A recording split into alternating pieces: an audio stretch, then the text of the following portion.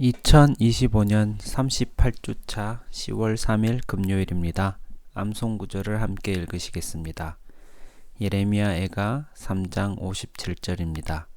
내가 주께 아랫날에 주께서 내게 가까이 하여 이르시되 두려워하지 말라 하셨나이다. 다시 암송 구절을 읽으시겠습니다. 내가 주께 아랫날에 주께서 내게 가까이 하여 이르시되 두려워하지 말라 하셨나이다. 오늘의 묵상 본문을 함께 읽으시겠습니다. 주께서 이미 나의 음성을 들으셨사오니 이제 나의 탄식과 부르짖음에 주의 귀를 가리지 마옵소서. 내가 주께 아랫날에 주께서 내게 가까이 하여 이르시되 두려워하지 말라 하셨나이다. 주여, 주께서 내 심령의 원통함을 풀어주셨고 내 생명을 속량하셨사오니 여호와여 나의 억울함을 보셨사오니 나를 위하여 원통함을 풀어주옵소서. 그들이 내게 보복하며 나를 모해함으로 주께서 다 보셨나이다. 오늘 본문 말씀을 통하여 하나님께서는 당신에게 어떤 말씀을 들려주시나요?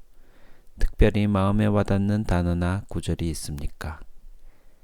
구약에서 많이 나타나는 문장 구조로 글 전체의 가운데에 가장 중요한 메시지를 넣는 것이 키아즘 구조라고 합니다.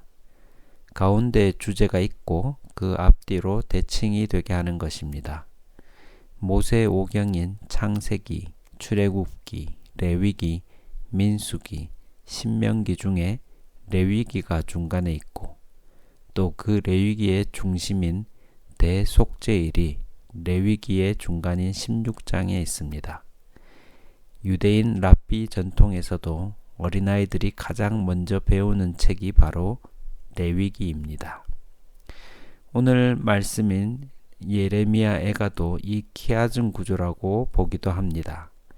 1에서 5장 중에 3장이 핵심이고 그 중에서도 가운데 있는 3장 22절과 23절이 신학적인 의미로 핵심 구절이 됩니다. 22절입니다. 여호와의 인자와 긍휼이 무궁하심으로 우리가 진멸되지 아니함이니이다. 이것들이 아침마다 새로우니 주의 성실하심이 크시도소이다. 예레미야 애가는 바벨론 왕 느부갓네살이 예루살렘을 함락하고 성전과 성벽을 무너뜨리고 백성들이 포로로 끌려간 것을 목격하고 슬픔과 비탄을 기록한 책입니다. 남유다도 일찍이 히스기야 왕 때 나라를 잃을 뻔하였습니다. 예레미야보다 약 60년 전에 왕이었던 히스기야는 산당, 주상, 아세라 목상 등을 제거하고 하나님을 의지하였습니다. 그때 천사를 보내어 아시리아 군대 18만 5천 명을 무찌르셨습니다. 그리고 아시리아 왕 사네립은 자신의 아들들에게 죽임을 당합니다. 이런 일을 경험했던 남유다였지만 역시나 유다의 마지막 왕 시드기야는 하나님께 순종을 하지 않고 남유다의 멸망을 맞이하게 됩니다. 오늘 본문 56절입니다. 주께서 이미 나의 음성을 들으셨사오니 이제 나의 탄식과 부르짖음에 주의 귀를 기울이지 마옵소서. 남유다의 멸망을 보고 드리는 기도입니다. 예레미야는 이미 하나님께서 나의 음성을 들으셨다고 합니다. 지금의 상황은 절망과 한치 앞이 보이지 않는 어두운 상황입니다. 그런데 예레미야는 하나님께서 음성을 들으셨다고 확신합니다. 지금 삶의 답이 보이지 않고 앞길이 막혀 있다고 생각이 될 때에도 하나님께서는 우리에게 음성을 들려주십니다. 내가 주께 아랫날에 주께서 내게 가까이 하여 이르시되 두려워하지 말라 하셨나이다. 남유다의 백성들의 죄악으로 말미암아 벌어진 일입니다. 그러나 하나님께서는 그 백성들을 버리지 않으십니다. 하나님께서는 그런 상황에서도 예레미야의 기도에 응답을 하십니다. 다른 사람의 잘못으로 내가 피해를 볼 때보다 내가 나의 잘못으로 피해를 입었을 때 더 용서가 안 될 수도 있습니다. 그러나 그럴 때일수록 하나님께 더 가까이 나아가야 합니다.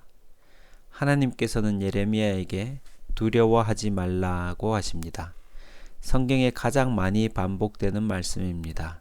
혹자는 킹 제임스 버전에서 두려워하지 말라가 365번 나온다고 이야기합니다.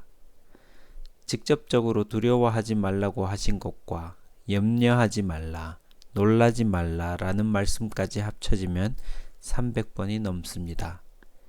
두려움은 불확실한 미래에서 생길 수 있는 마음입니다. 앞이 보이지 않을 때 두렵습니다.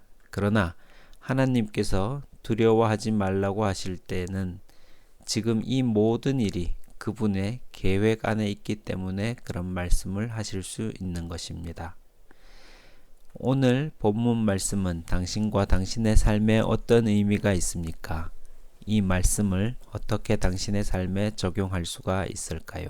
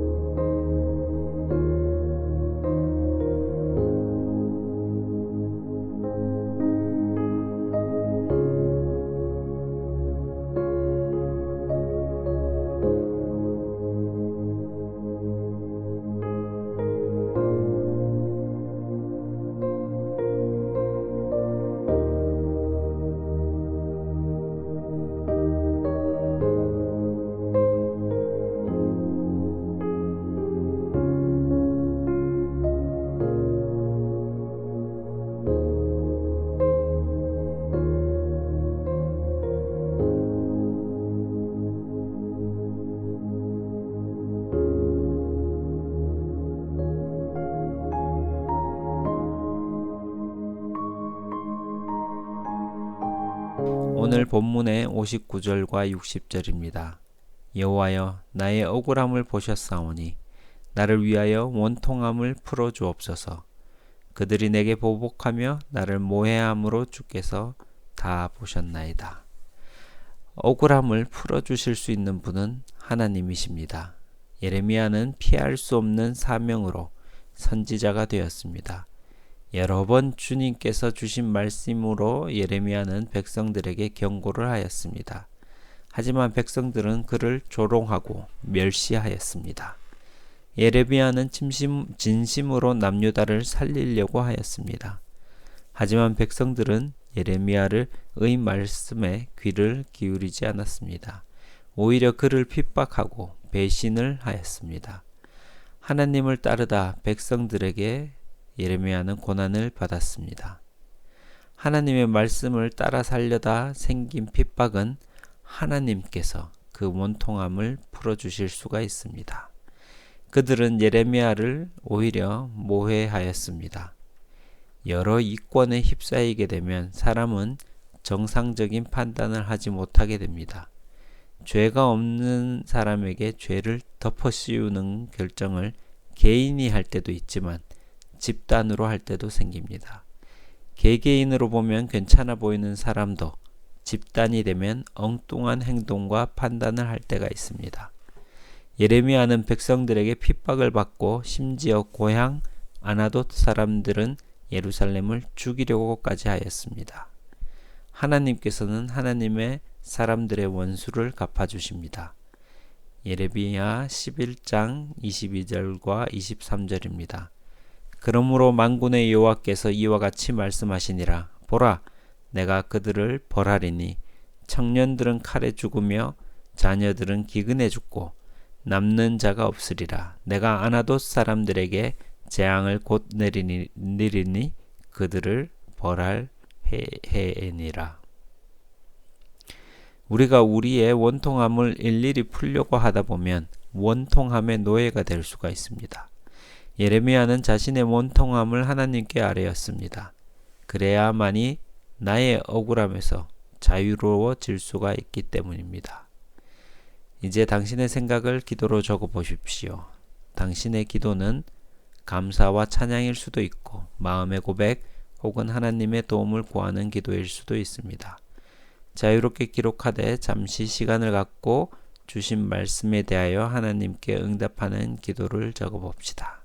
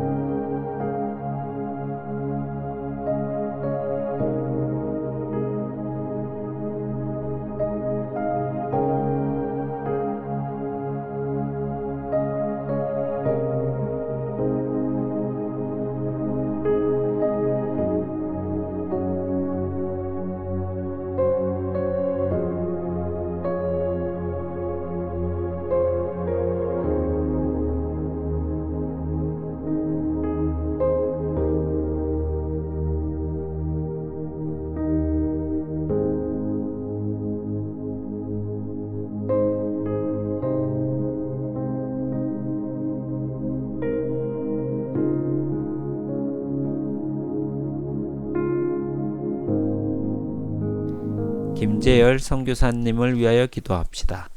새터민 크리스찬 장학생들이 리더로 세워져서 북한 선교의 큰 축을 담당하도록, 미래 통일과 북한 선교를 위해서 한국교회가 새터민 신학도들을 도와 제자도를 훈련하는 일터를 제공하며 함께 교회를 섬길 수 있도록, 북한 정부가 기독교를 탄압하지 아니하고 믿는 자들의 자유로운 신앙생활을 위하여.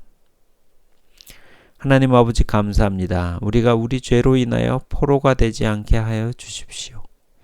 원통함과 억울함의 노예가 되지 않게 하여 주십시오. 우리가 우리 마음속에 가져야 할 마음과 하나님께 아뢰어야 할 것이 무엇인지 알게 하여 주십시오. 두려움 없이 담대하게 살게 하여 주십시오. 하나님으로 인해 담대함을 가지길 원합니다. 북한 선교를 감당하고 계신 김재열 선교사님을 위해서 기도합니다. 새터민 사역 가운데 그들이 가지고 있는 마음의 상처가 있다면 치유를 하여 주십시오. 선교사님의 영적, 물질적, 정서적, 육체적인 필요를 채워주십시오. 남북한이 복음으로 하나가 되는 날이 속히 오도록 하여 주십시오. 오늘 삶 가운데 함께 해주실 주님 감사합니다. 예수님 이름으로 기도드립니다. 아멘.